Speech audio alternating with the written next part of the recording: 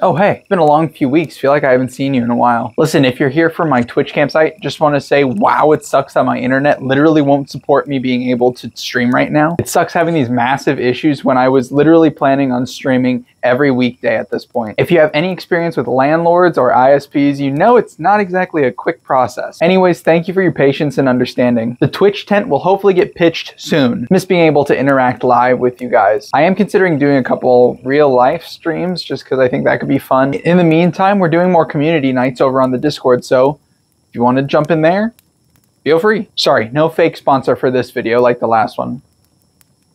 No real sponsor either, just no sponsor. Anyways, to the video. Cheating in video games has been around longer than you may have realized. Frankly, it's been a common part of video games for over 40 years. So we need to break down the question, is it bad? I know. Who asked? But this is a question I still think needs to be answered. There's varying answers, especially with recent competition issues that have popped up in the pro esports area. But first, let's take a look at the history of cheating in video games and see where it kind of came from. In 1983, a game was created by Matthew Smith for the ZX Spectrum, a game called Manic Miner. In this game, you play as a character named Willie and traverse caverns to pick up and excavate everything inside before oxygen runs out. Simple enough, right? No. The developer included some cheat codes, that's slimy dog, that allowed the player to have infinite time or oxygen, some to select specific caverns to go to, and more. People have this disgusting urge to do games fast and efficiently. Thus, we have things like games done quick, and speedrunning as a whole has a segment that is based around using exploits. Exploits being paths that the developer didn't initially intend to be the route that the character goes. But some developers enable this sick, twisted, and psychopathic tendency that we all have. I love it. I'm playing a game of Contra. No big deal, not doing too bad, blowing the arms off of some of the monsters. But then I reach the anti-Contra Sergeant Rodriguez, this rat. So it's time to Super Saiyan Konami Code 3000 this idiot. Oh, what is the Konami code, you may ask? Konami code is an infamous code in Contra, originally from the game called Gradius. Gradius, one of the two. That gives you all bonus effects and abilities. Instead of hitting them with the old 1-2, you hit them with the up, down, left, right, BA, start. As many of you know, and if you've seen my YouTube shorts, I am somewhat of a Pokemon head. I'm a Pokemon enjoyer, a Pokeman of sorts. My first Pokemon game I ever owned was Diamond for my Nintendo DS. I love that game and I still have it to this day, and of course I bought the remake. I bring this up because I found that the more and more I played the game, the more I had this sick and twisted desire to do the game a little bit differently. What can I say? I was a kid and I really enjoyed Pokemon, so I wanted to enjoy it with a little zest. My friend Blake, shout out Blake, told me about this product called the Action Replay. What you do with the Action Replay is you stick your DS game in the back of the Action Replay, and then you stick the Action Replay into your DS, and voila, you've opened up the world of cheat codes. Now you can grant yourself infinite Master Balls, infinite money, infinite potions. Did I do this?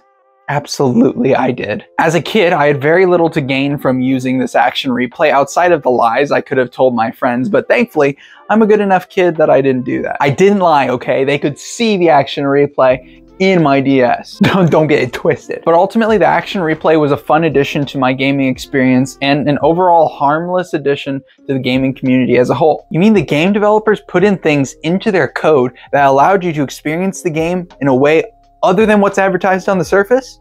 Sign me up. Cheat codes help add to an otherwise limited game and add to an overall expansive world. They have shifted though over the years.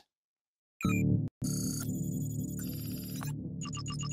going to talk a little bit about some less savory endeavors using cheats. A professional Counter-Strike Global Offensive player named Emilio was a part of the pro team called Property. The instance in which I will be speaking about, I'm sure many are familiar with. It took place during 2014 in a competitive round against the team Helldivers. Wait, that can't be right? I guess I have Helldivers on the mind. I meant Hellraisers. They were playing against a team called Hellraisers. Emilio and his team were up 7-4, which is pretty good. Nothing out of the ordinary was going on until in the middle of the round, Emilio got VAC banned. A little explanation on what VAC is. VAC stands for Valve Anti-Cheat, an automated system designed to detect cheats installed on users' computers. If a user connects to a VAC-secured server from a computer with identifiable cheats installed, the VAC system will ban the user from playing that game on the VAC-secured servers in the future. Basically, no one knew how to respond. The casters were absolutely shocked. With the AWP, he's out in the Russian wilderness just sniping. Did Emilio just get VAC banned? What? What? What?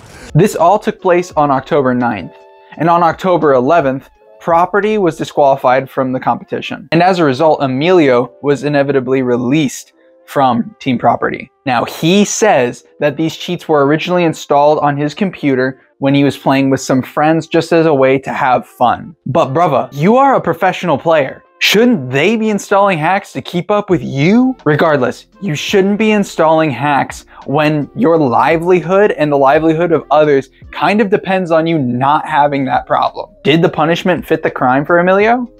Ultimately, I would say yes. Emilio was a professional Counter-Strike player with a lot on the line and his Steam account tied to it. He made the decision to install hacks using that account. Well, another problem that took place way more recently happened on the game Apex. Not necessarily on the side of the professional players, but actually from the viewers. During 2 separate games, 2 different players had hacks remotely installed onto their system. Wait, what the f- Don't worry about it, don't worry I'm getting hacked, I'm getting hacked! But I know, sure. Can you play the game? bro, I'm getting hacked! I know, but can you play it? Can you play it? Yeah, but it's cheating! I know. What? Like what? No, but is What? it your game? Yes, I can see everyone! Like, This was during the Apex Legends Global Series, a huge Apex event. This event had a prize pool of approximately $5 million.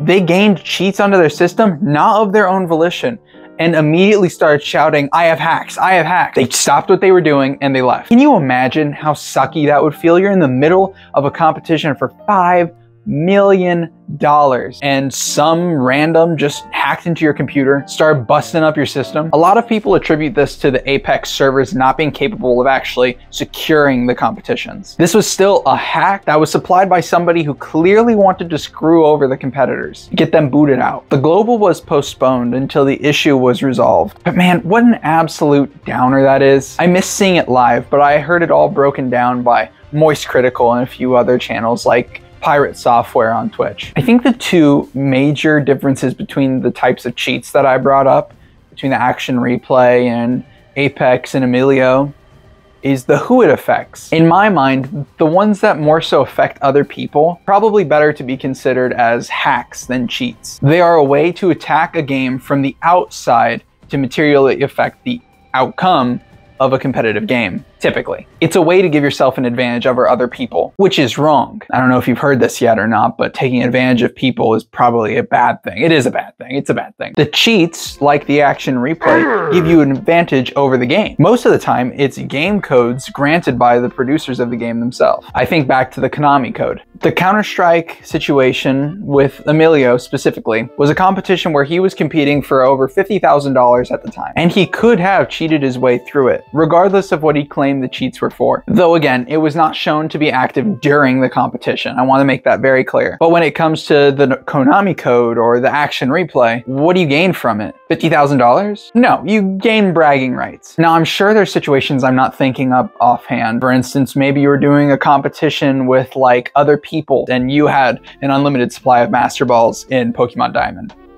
Fine, you're cheating, you're hacking. You shouldn't do that. But there's always ways to monitor those things. If it's a single player game that you're using it for yourself, is it all that wrong? Look, ultimately, I think if this is for your own personal enjoyment and does not hinder the gaming experience of any others, I think it's relatively harmless, especially when it's code added by the creators of the game. I would argue at that point, it's just a part of the game that is under the surface. But that is not the majority of cheats used today. Primarily, it is used to cut ahead of others in competitive gaming. Think about Germa. Think about Vinesauce. All these big creators that install hacked games just for personal enjoyment.